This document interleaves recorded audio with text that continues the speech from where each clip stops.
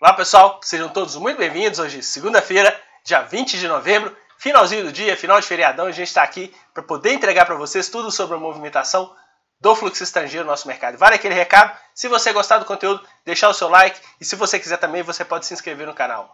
Você vai ficar por dentro de toda a movimentação do investidor estrangeiro e a pressão que eles fazem nos nossos ativos. Você não esqueça de ativar o sino de notificação para que você seja informado a cada conteúdo novo que a gente deixa disponível no canal do YouTube. Pessoal, a gente vai começar o vídeo de hoje comentando com vocês aqui o ambiente do mercado americano. E por que a gente comenta isso? Porque tem muita gente nova do mercado que está começando a acompanhar o nosso canal. E muitos deles não sabem que os nossos ativos também são negociados no mercado americano. Então, pessoal, para quem é novo no mercado, as nossas ações no mercado americano chamam-se ADRs.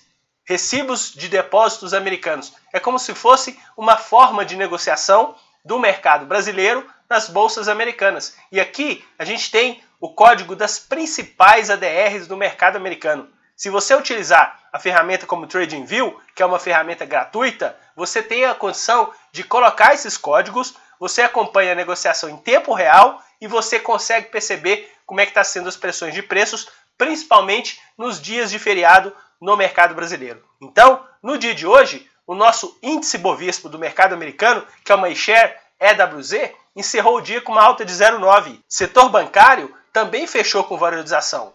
No caso de Bradesco, 1% de alta e Banco Itaú, 1% de alta também. Ambev subiu praticamente meio, que são ações de peso. No caso de Petrobras e Vale, ambiente de valorização.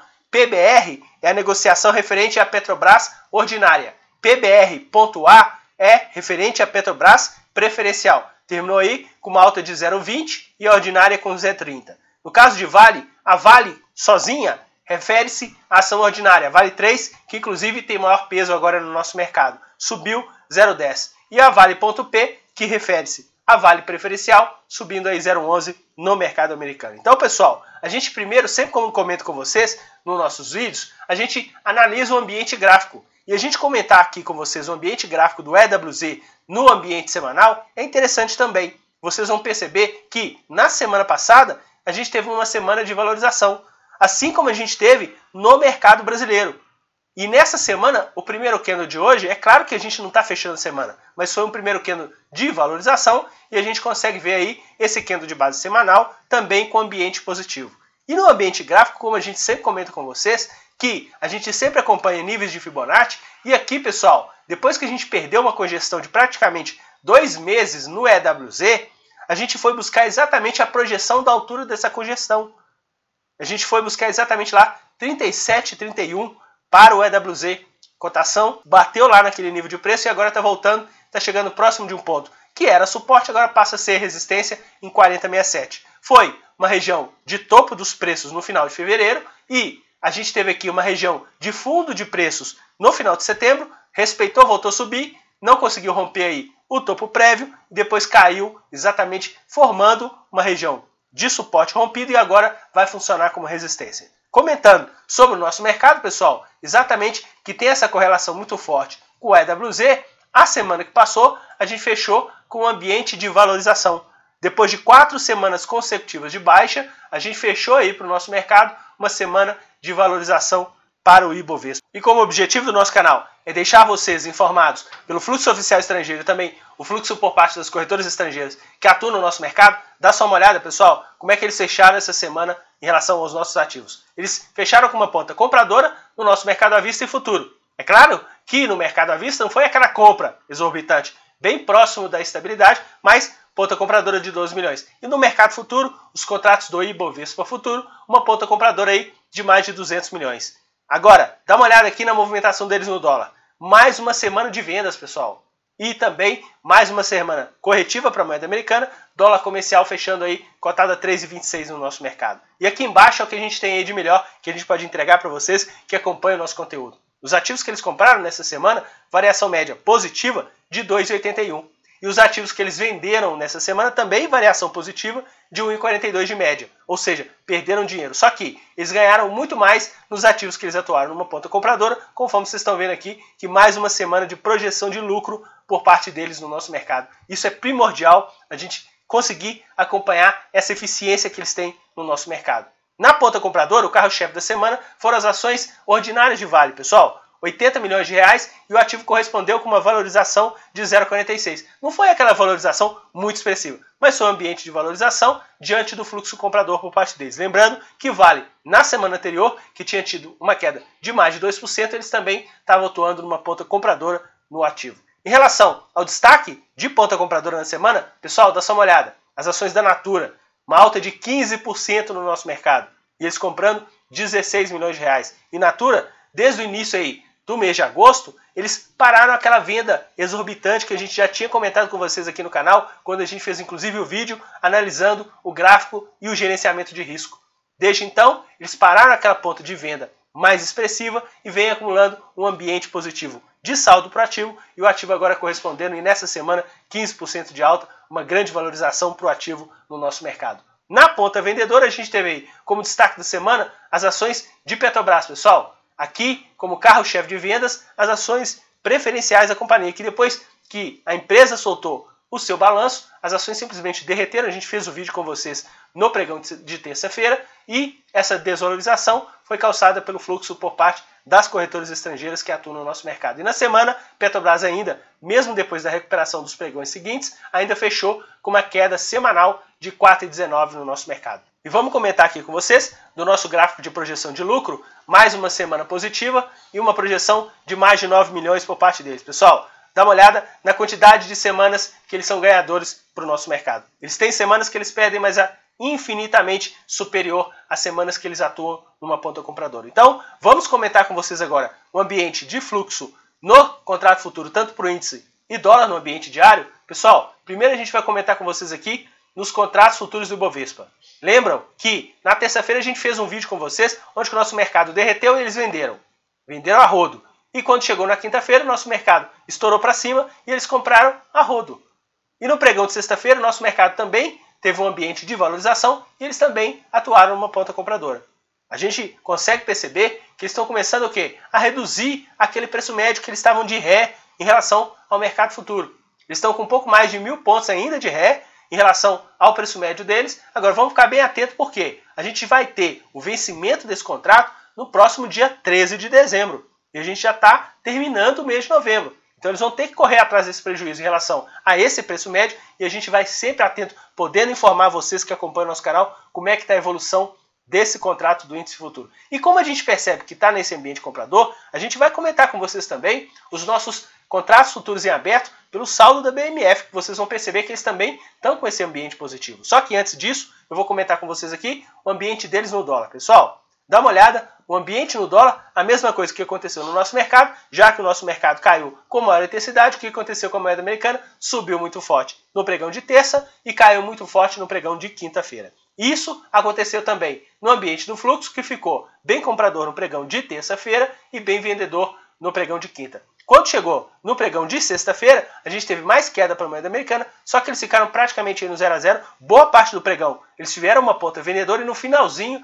eles zeraram vendas e terminaram aí com um pouco mais de 1 milhão de ponta compradora em relação à cotação da moeda americana no nosso mercado. O saldo deles ainda no contrato futuro do dólar está 10 milhões negativo, faltando aí praticamente um pouco mais de uma semana para a gente terminar essa série Z do dólar no nosso mercado. Vamos comentar com vocês, conforme eu tinha prometido, exatamente aquelas posições por parte deles, pessoal, no comparativo dos contratos futuros do Ibovespa. Dá uma olhada que quando a gente fez o vídeo a primeira vez com vocês aqui no canal, tem 3 semanas, a gente tinha comentado com vocês que eles saíram de uma ponta compradora de saldo muito expressiva e eles estavam fazendo o quê? Uma ponta vendedora.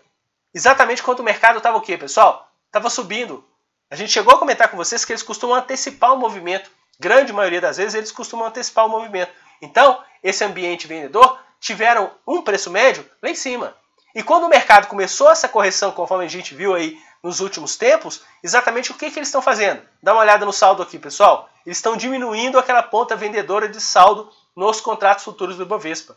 Exatamente com o que a gente está percebendo por parte do fluxo das corretoras estrangeiras nos contratos futuros do Ibovespa. Conforme a gente está sempre comentando com vocês, é bem aderente. Fluxo oficial no mercado à vista, mercado futuro, é bem aderente em relação ao comportamento das corretoras estrangeiras que atuam no nosso mercado. E em relação ao ambiente dos juros, pessoal, lembra que a gente chegou a comentar com vocês que a gente tem aí um ambiente inversamente proporcional dos contratos de juros futuros, vamos dar uma olhadinha aqui, primeiramente, na movimentação dessa semana, juros futuros de janeiro de 2021. Vamos aumentar aqui um pouquinho o zoom. Vocês vão perceber que nessa semana que passou, pessoal, olha o que aconteceu. A gente teve aí uma semana de quê? De desvalorização. A gente fechou os juros para janeiro de 2021 com uma taxa de quanto? 9,31.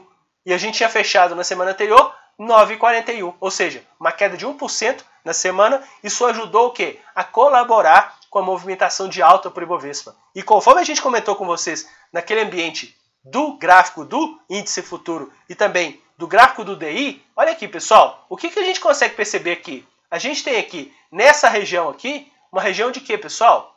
Uma resistência.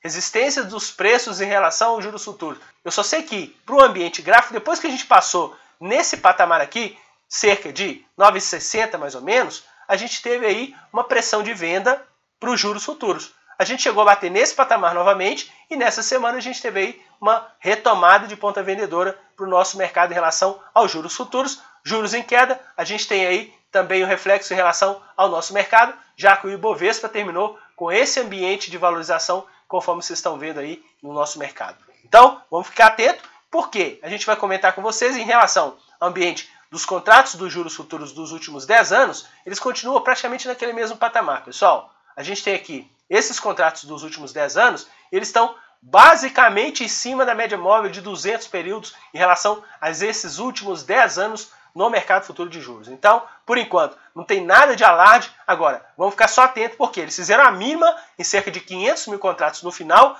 do mês de outubro e agora eles tiveram uma ponta compradora dos juros futuros e nesse momento eles estão praticamente aí lateralizados em cima dessa média móvel de 200 períodos em relação ao nosso mercado. Pessoal, então vamos comentar aqui agora com vocês aquela movimentação do fluxo oficial. E olha que interessante, conforme a gente já tinha comentado com vocês na semana passada, que essa semana tinha sido também uma semana vendedora. A gente tinha feito o nosso vídeo da semana passada exatamente comentando com vocês que aquela movimentação que a gente tinha do fluxo estrangeiro, depois daquela movimentação de queda, pelas corretoras estrangeiras, seriam mais vendas. E não deu outra, exatamente mais vendas nessas movimentações. E a gente tem aqui esse saldo, dá uma olhada nessa seta em vermelho. Está praticamente 6 bilhões de reais. Ou seja, para um pico de 11 bi 300, significa que eles já venderam no nosso mercado 5 bilhões e 300, pessoal, desde o topo causado no dia 20 de setembro. Ou seja, quase 2 meses e eles já venderam aí quase a metade do movimento do nosso mercado. E se a gente fizer uma analogia, praticamente esse nível de saldo que eles estão agora está praticamente o mesmo nível de saldo que eles tiveram quando, pessoal? Exatamente no pregão do dia 17 de agosto, onde o Ibovespa fechou em 67.976. É o mesmo nível de saldo, se vocês perceberem. E o que eles conseguem ganhar, Renato? Pessoal, dá uma olhada. Se nesse nível de preço eles ganharam simplesmente 5 bi e 300 de realização de lucros, a gente conseguiu ter nesse patamar a diferença de 67.900 para 70.800, pessoal, dá quase 3 mil pontos, mais de 4%. Isso significa 4% de 5 bi 300, cerca de 200 milhões de reais de projeção de lucro que eles tiveram em relação a essa realização que eles fizeram no nosso mercado. Esses 2 últimos dias a gente teve aí de alta para o Ibovespa e pela movimentação das corretoras estrangeiras que a gente acompanha, também a gente conseguiu perceber um fluxo comprador por parte deles no nosso mercado. E vamos ficar bem atento nesse nível de recuperação do mercado, se vai ser calçado por parte do fluxo estrangeiro no nosso mercado à vista em relação às posições deles nos nossos ativos. Então, para fechar o nosso vídeo, a gente vai demonstrar com vocês como é que está o fluxo no mês de novembro. Pessoal, dá só uma olhada. A gente tem aqui uma queda acumulada para o Ibovespa, mesmo com a alta de quinta e sexta-feira, ainda 1,17 no mês de novembro. E dá uma olhada, o investidor pessoa física comprando 600 milhões. O investidor estrangeiro com saldo negativo de 2 bi e 900. Lembrando que a Bovespa solta esses dados com 2 dias de atraso, a gente tem esses dados até o dia 14. Vamos ficar atento, já que pela movimentação das corretoras estrangeiras que a gente teve na quinta e também na sexta-feira, eles tiveram uma ponta compradora. Isso deve refletir numa ponta compradora por parte do fluxo estrangeiro que vai ser divulgado pela a própria Bolsa no pregão de amanhã e também no pregão de quarta-feira no nosso mercado. Então, pessoal, mais uma vez, a gente fechou a conta em relação à movimentação do fluxo estrangeiro para que você esteja sempre antenado nesse poder que eles têm de fazer pressão de preços nos nossos ativos. A gente se sente muito envaidecido de poder demonstrar isso aqui para vocês. A projeção de lucro que eles conseguem fazer no nosso mercado. E simplesmente a pressão que eles fazem nos nossos ativos, que é a função principal do nosso canal, para você que está acompanhando através do canal do YouTube. Pessoal, mais uma vez, se você gostou do conteúdo, deixa aí o nosso like. Se você quiser também, pode se inscrever no canal e ficar por dentro dessa movimentação do fluxo estrangeiro no nosso mercado. Um forte abraço a todos, excelente semana e até o nosso próximo vídeo. Tchau, pessoal!